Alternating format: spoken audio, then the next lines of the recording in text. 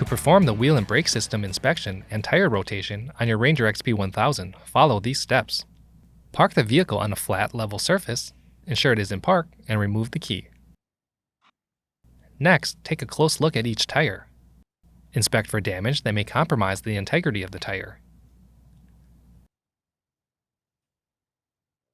Verify there is sufficient tread depth. Tires should be replaced once they reach 1/8 inch or 3 mm of tread depth. Next, inspect the tire pressure and verify it is set to specification.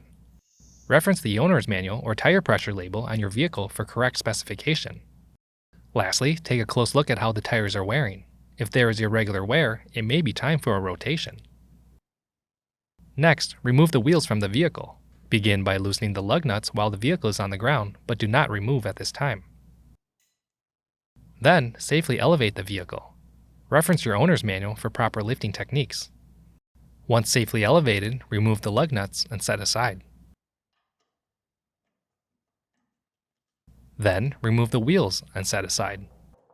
Next, inspect the fluid level and condition in the master cylinder, located in the driver's side front wheel well. Ensure the level is between the upper max and lower min level lines. If it is low, clean around the cap and add brake fluid as necessary from a new and unopened bottle. Do not allow brake fluid to contact painted surfaces, or paint damage may occur. Apply the brake forcefully for a few seconds and check for fluid leakage around the fittings.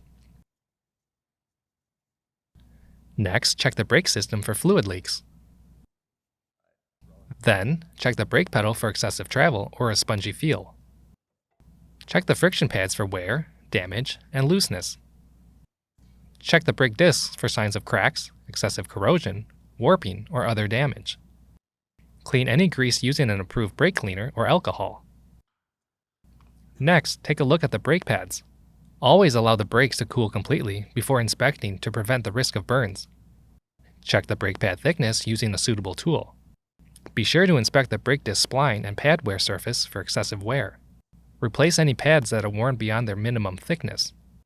If inspection reveals any concerns, do not attempt to drive the vehicle. See your authorized Polaris service center. Once the brake system inspection has been completed, the tires can be rotated and reinstalled. Due to different configurations, some wheels may not be able to be rotated. Always pay attention to all markings and directional indicators on the tires. Rotate the wheels as needed based on wheel configuration.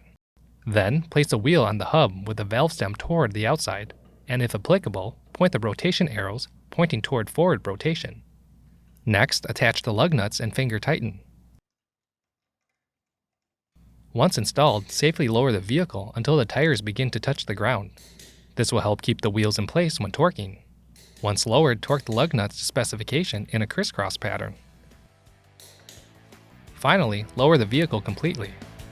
For more information, see your authorized Polaris dealer or visit Polaris.com.